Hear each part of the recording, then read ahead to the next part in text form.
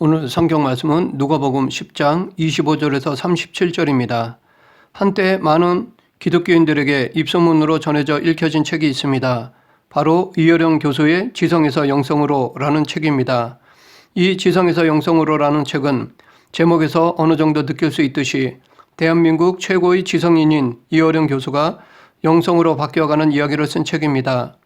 이어령 교수를 소개한다면 그는 문학박사, 문학평론가, 이화여대 명예석좌 교수, 중앙일보 상임고문, 유네스코 세계문화예술교육대회 조직위원회 위원장, 초대 문화부 장관 등 화려하고 명예로운 자리에 올랐던 사람입니다. 당시로서는 엘리트 중의 엘리트라고 할 수 있습니다. 그런 그였지만 그의 풍부한 지성으로는 채울 수 없는 그 무엇으로 말미암아 그의 삶이 바뀌게 되었습니다. 그래서 과거에는 바울처럼 기독교를 비판했었지만 이제는 바울과 같이 회심하고 충성스러운 일꾼으로 바뀌었습니다. 이어령 교수는 이 책에서 영성은 지성을 버리는 것이 아니라 넘어서는 것이며 또한 성서를 조각내면 하나도 믿을 게 없지만 전체로 읽고 느낀다면 하나하나 악귀가 맞아서 초월적인 영성으로 다가온다라고 고백했습니다. 예수님을 믿기 전에는 가족도 버리고 예수님을 따르라는 성경 말씀이 한국의 정서와 가족관, 문화, 관과는 맞지 않다고 생각했는데 영성이라는 세계로 들어가 보니까 예수님은 죽음을 초월하고 인류를 초월한 사랑의 근본인 것을 깨닫게 되었다고 합니다. 저는 오늘 본문을 통해서 이어령 교수가 말하는 지성과 영성의 하나를 더 추구하고자 합니다. 바로 인성입니다. 철학자 임마누엘 칸트는 사람이 제기하는 수많은 질문들을 요약하면 결국 세 가지로 요약된다고 합니다. 첫째는 무엇을 알 수 있는가라는 지성에 관한 질문이고, 둘째는 무엇을 행할 수 있는가라는 인성에 관한 질문이며, 셋째는 무엇을 바랄 수 있는가라는 종교에 관한 질문, 즉 영성에 관한 질문이라는 것입니다. 오늘 본문에 나오는 유대인 율법교사와 예수님과의 대화를 통해 지성과 인성과 영성은 서로 어떤 관계를 가지고 있는지를 알아보고 지금 우리에게 필요한 교훈을 살펴보겠습니다. 아는 것, 곧 지성과 행하는 것, 곧 인성과 믿는 것, 곧 영성 사이에는 서로 어떤 관계가 있을까요? 칸트를 비롯하여 당시 대부분의 사람들은 지성의 영역인 학문과 인성의 영역인 도덕과 영성의 영역인 종교는 서로 각각 다른 영역에 속한 것이라고 생각했습니다. 그래서 이것들이 서로 융합되거나 통합될 수 없는 것으로 보았습니다. 그러나 예수님은 그렇게 보시지 않으셨습니다. 25절에 보면 당대의 최고의 지성인이라고 불려지던 율법교사가 예수님을 찾아왔습니다. 그리고 예수님께 내가 무엇을 하여야 영생을 얻을 수 있습니까? 라고 질문했습니다. 이 질문을 지성, 인성, 영성의 차원으로 들여다보면 그는 지성을 뺀 인성과 영성의 상관관계를 예수님에게 물은 것이라 할 수 있습니다. 그래서 이 질문을 받은 예수님은 직접적으로 대답하지 않고 오히려 역으로 율법교사에게 율법에 무엇이라 기록되었으며 내가 어떻게 읽느냐라고 물으셨습니다. 이 예수님의 질문은 율법교사가 빼놓은 지성을 첨가하신 것이라 할 수 있습니다. 그렇기 때문에 이 질문에서 예수님은 지성과 인성과 영성은 서로 분리될 수 없으며 서로 함께 가야 함을 암시하고 있습니다. 예수님의 질문에 율법교사는 자신의 학문적인 지성을 활용하였습니다. 구약성경 신명기 6장에 나오는 내 마음을 다하며 목숨을 다하며 힘을 다하며 뜻을 다하여 주 너의 하나님을 사랑하고 또한 내 이웃을 내 몸과 같이 사랑하라 라는 말씀으로 대답했습니다. 이 율법교사의 대답을 듣고 예수님은 그를 향하여 내 대답이 옳도다. 이를 행하라. 그러면 살리라. 라고 말씀하셨습니다. 예수님은 율법교사의 지성에는 문제가 없음을 인정하셨습니다. 왜냐하면 구약성경에 대한 그의 지식은 정확했기 때문입니다. 그러나 예수님은 이를 행하라 라고 말씀하심으로써 그의 지성과 인성이 서로 일치하지 않음을 지적하셨습니다. 다시 말해 율법교사의 학문적 지식은 우수하며 남에게 가르치기는 잘하지만 그것을 실제로 행하는 데 있어서 부족하다고 말씀하신 것입니다. 동시에 예수님은 이를 행하라 그러면 살리라 라고 말씀하셨습니다. 이 말씀은 우리가 이 세상에서의 삶은 지성의 실천이며 이 지성의 실천인 인성은 영원한 생명을 약속하는 영생과 깊이 관련되어 있음을 의미합니다. 이것을 역으로 보면 인성 없는 지성은 아무 쓸데없고 인성 없는 영성은 죽은 것입니다. 그래서 사도 야고보는 영혼 없는 몸이 죽은 것 같이 행함이 없는 믿음은 죽은 것이니라 라고 말했습니다. 역으로 보면 영성 없는 지성과 인성은 온전하지 못합니다. 이처럼 지성, 인성, 영성은 뗄래야 뗄 수 없는 관계에 있습니다. 마치 이 지성, 인성, 영성은 삼각형에서 세 꼭지점과 같다고 할 수 있습니다. 우리에게 이 세 가지는 반드시 있어야 하는 것이며 그 어느 하나만 결여되어도 안 되고 어느 하나만 존재해서도 안 되는 것입니다. 예수님은 율법교사의 영성에 대한 질문에 그의 인성에 문제가 있었기에 그 해결책으로 내 대답이 옳도다. 이를 행하라. 그러면 살리라. 라고 말씀하신 것이었습니다. 그러나 율법교사는 자신의 인성에는 전혀 문제가 없다고 생각하여 오히려 예수님께 그러면 나의 이웃이 누구오리까? 라고 질문했습니다. 이렇게 모든 것을 지성으로만 해결하려는 율법교사에게 계속해서 예수님은 선한 사마리아인의 비유를 말씀하셨습니다. 율법교사는 모든 문제를 얼마나 잘 아느냐는 지성으로 접근하려 했지만 예수님은 선한 사마리아인의 비유를 통해 인성의 영역인 행함을 강조하셨습니다. 그렇다고 우리가 예수님의 이 비유 말씀을 단순히 인성 곧 행함만을 강조하는 이야기로만 이해해서는 안 됩니다. 인성 문제로만 본다면 이 비유를 말씀하신 예수님의 진정한 의도를 놓치는 것입니다.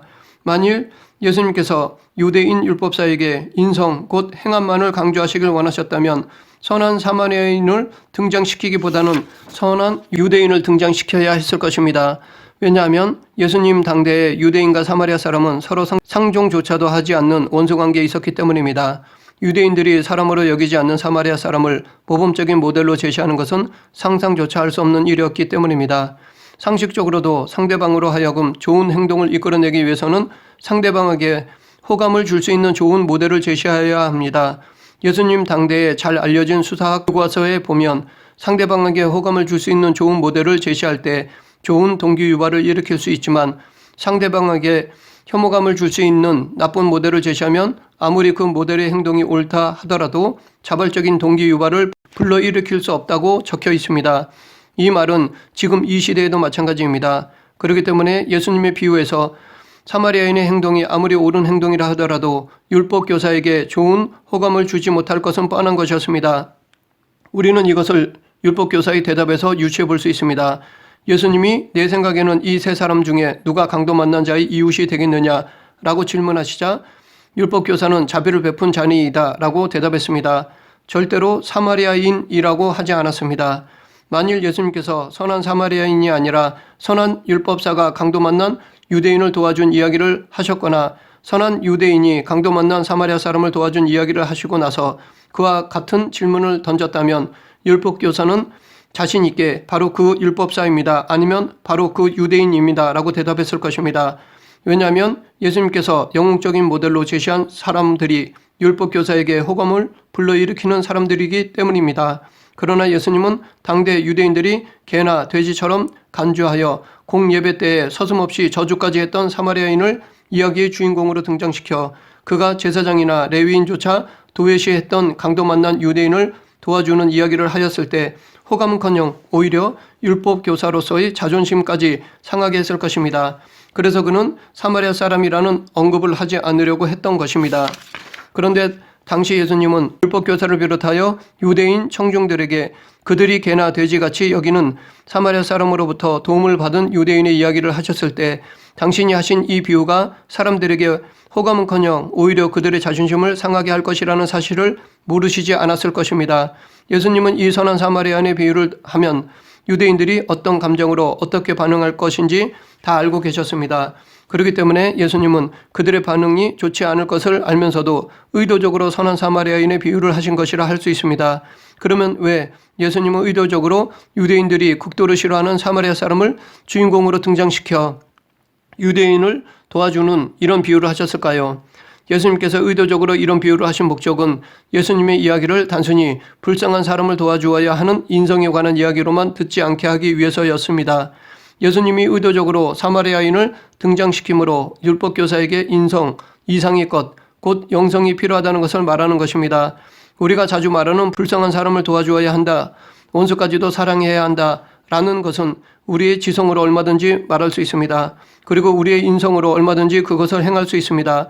영성이 없어도 할 수 있습니다. 다시 말해 예수님을 믿지 않는 사람들도 이 정도의 덕, 사랑을 알고 있으며 베풀 수도 있습니다. 그러나 하나님은 영성을 얻고자 하는 자들에게 인성 정도로만 원하시지 않습니다.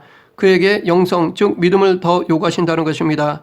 율법교사가 질문한 영성은 당시 그들이 살아가면서 인생의 최고의 목표로 삼는 것이었습니다. 당시 율법교사들은 영생을 인생의 목적으로 삼고 있었습니다.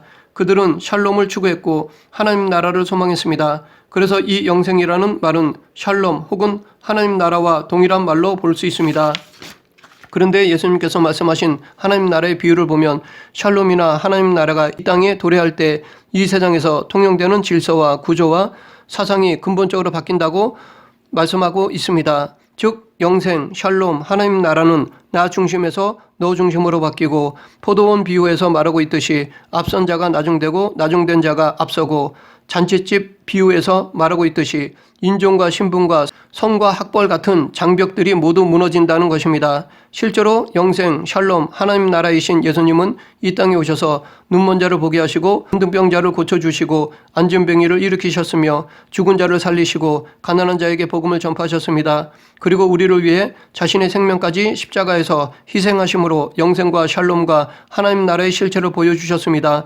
그런 점에서 예수님이 본문에서 비유로 말씀하신 선한 사마리아인의 행위는 인성을 뛰어넘어 영성의 세계인 영생과 샬롬과 하나님 나라의 실체를 우리들에게 가르쳐주고 있는 것입니다. 율법교사가 예수님께 던진 두 질문, 곧 내가 무엇을 하여야 영생을 얻으리이까와 내 이웃이 누구니이까를 보면 그의 질문 중심에는 항상 자기 자신이 있다는 것을 알 수 있습니다. 율법사는 항상 너보다는 나에게 관심을 가졌습니다. 모든 것을 나 중심으로 보고 있으며 모든 결정에 있어서 나와의 이해관계를 중심으로 결정하려고 했습니다. 그렇기 때문에 나와 이해관계가 없다면 그 누구도 나의 이웃이 될 수 없다고 생각하고 있었습니다. 그래서 예수님은 율법교사에게 제사장, 레위인, 사마리아인 이 세 사람 중에 누가 강도 만난 자의 이웃이 되어졌느냐 라고 물으셨던 것입니다. 이렇게 질문하심으로 그에게 나 중심이 아닌 너 중심의 새로운 세계관을 보여주신 것입니다. 다시 말해 내가 이웃을 결정하는 주체가 아니라 도움을 필요로 하는 사람이 주체가 되어 우리가 사랑을 베풀어야 한다는 것입니다. 진정한 사랑은 내가 대상의 한계를 정하는 것이 아니라 나의 도움을 필요로 하는 그 사람에 의해 항상 만들어진다는 것입니다. 바로 이것이 하나님께서 원하시는 인성이며 이 인성이 영성, 즉 믿음으로 연결되어 여기에 샬롬과 하나님의 나라가 임한다는 것입니다. 율법교사가 사마리아 사람이라는 말을 생략한 채 자비를 베푼 자니이다 라고 대답했을 때 예수님은 그에게 가서 너도 이와 같이 하라 라고 말씀하셨습니다. 그런데 이 가서 너도 이와 같이 하라는 예수님의 명령은 사실상 율법교사에게는 쉬운 일이 아니었습니다. 왜냐하면 종교적, 인종적, 신분적인 차별을 철폐하여 원수까지 도와주고 사랑하라는 예수님의 명령은 차별 그 자체를 삶의 목표로 삼고 차별로 인해 자기를 높이고 존경을 받으며 살아온 율법교사로서는 도저히 행하기가 불가능한 것이었기 때문입니다. 그동안 주변 사람들과 차별화하여 거룩함을 인정받으며 살아온 율법교사에게는 불가능한 것이었습니다. 그러나 예수님은 율법교사에게 영성의 최종 목표인 영생을 소유하려면 가능한 이 일을 하여야 한다고 단호하게 말씀하셨습니다. 인종적, 신분적 차별을 철폐한 선한 사마리아인 같은 사람이 되지 않고서는 원하는 영생을 소유할 수 없다는 것입니다. 그래서 여기에 영성이 필요한 것입니다. 인간적인 인성의 한계를 뛰어넘기 위해서는 영성이 필요한 것입니다. 그래서 이 비유에서 말씀하신 사마리아인의 행위는 예수님을 따르는 자만이 행할 수 있는 것입니다. 믿음을 전지한 인성이어야만 할 수 있는 것입니다. 예수님이 비유에서 말씀하신 선한 사마리아인의 행위는 영성을 갖추고 있는 자에게서만 나오는 인성입니다. 왜냐하면 단순한 지성과 인성만으로는 세상적인 조건을 초월한 이런 행위를 할 수 없기 때문입니다. 그래서 결국 본문에 나오는 이 율법교사가 영생을 얻기 위해서는 자기의 지식을 행하여야 하는데 그 행하는 데 있어서 자기를 부인하고 자기 십자가를 지는 영성을 갖추어야 했습니다. 이것은 우리도 마찬가지입니다. 우리의 지성과 인성은 예수님을 따르는 영성을 떠나서는 온전하지 못합니다. 또한 진정한 영성은 지성과 인성을 통해서 표현됩니다. 즉 우리의 믿음은 하나님의 말씀에 근거한 선한 행위를 통해 증거됩니다. 이처럼 우리의 지성, 인성, 영성은 서로 연결되어 있으며 뗄 수 없는 관계에 있습니다. 그렇기 때문에 기독교적 지성과 인성과 영성은 서로 분리되거나 별개의 영역에 속한 것이 아닙니다. 이 셋은 예수 그리스도 안에서 서로 밀접하게 연결되어 있습니다. 그러므로 우리는 이 셋을 고루 갖추며 훈련하는 성도가 되어야 할 것입니다. 말씀을 정리하겠습니다. 인간은 지성, 인성, 영성으로 구성되어 있습니다. 다시 말해 이것은 영과 혼과 육으로도 볼 수 있습니다. 그래서 이 셋 중에 하나라도 결여된다면 온전한 그리스도인이 아닙니다. 더 근본적으로 온전한 인간이 아닙니다. 그렇기 때문에 우리는 예수님께서 말씀하신 비유에 나오는 선한 사마리아인처럼 지성, 인성, 영성을 갖춘 성도가 되어야 할 것입니다. 이렇게 지성, 인성, 영성을 온전히 갖출 때 우리는 영생을 얻으며 이 땅에서도 샬롬을 누리며 천국 백성으로 살아갈 수 있습니다. 이 시간 우리 모두 지성, 인성, 영성을 고루 갖춘 성도가 되길 간절히 축원합니다. 기도하겠습니다. 사랑과 은혜가 풍성하신 하나님 아버지, 지성, 인성, 영성을 고루 갖춘 성도가 되길 원합니다. 성령님께서 충만히 임해 주셔서 하나님께서 원하시는 지성, 인성, 영성을 갖춘 그리스도인이 되게 하여 주시옵소서. 예수님 이름으로 기도드립니다. 아멘.